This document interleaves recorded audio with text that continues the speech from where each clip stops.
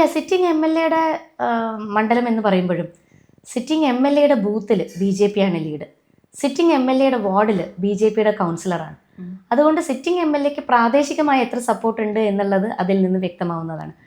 മാത്രമല്ല, കഴിഞ്ഞ 5 വർഷക്കാലം നോർത്ത് മണ്ഡലത്തിൽ എന്ത് വികസനമാണ് അദ്ദേഹം കൊണ്ടുവന്നിട്ടുള്ളത് എന്ന് പബ്ലിക് ചോദിക്കാൻ തുടങ്ങിയിരിക്കുകയാണ്. വിലാത്തുകുളം ക്ഷേത്രത്തിൻ്റെ പരിസരവും കുളം നവീകരണം തുടങ്ങിയിട്ടുള്ള പല ആശയങ്ങളും മുൻപോട്ട് വെച്ചിരുന്നെങ്കിലും അതൊന്നും പൂർണ്ണതയിലേക്ക് എത്തിക്കാൻ അദ്ദേഹത്തിന് സാധിച്ചിരുന്നില്ല. കാരപ്പറമ്പ് പ്രദേശത്ത് പല റോഡുകളും അദ്ദേഹം ഏറ്റെടുത്തിരുന്നെങ്കിലും ഒന്നിൻ്റെയും പ്രവർത്തനം പൂർത്തീകരിക്കാനോ പലതും തുടങ്ങി വെക്കാൻ പോലും അദ്ദേഹത്തിന് സാധിച്ചില്ല. ഈ നോർത്ത് മണ്ഡലത്തിൻ്റെ പ്രകടന പത്രികയിൽ പലതും ഉൾപ്പെട്ടിരുന്നു. ഞാൻ നേരത്തെ സൂചിപ്പിച്ചതുപോലെ കെനോലി കനാൽ അതിൽ ഉൾപ്പെട്ടിരുന്നതാണ്. വെള്ളക്കെട്ടിന് പരിഹാരം എന്നുള്ളത് അതിൽ ഉൾപ്പെട്ടിരുന്നു. മാലിന്യ സംസ്കരണത്തിന് നൂതന പരിഹാരം എന്നുള്ളത് ഉൾപ്പെട്ടിരുന്നു. ഈ കാര്യങ്ങളൊന്നും ചെയ്തെടുക്കാൻ സാധിക്കാതെ ഈ വികസന മുരടിപ്പിൻ്റെ 5 വർഷങ്ങളാണ് കഴിഞ്ഞു പോയിട്ടുള്ളത്.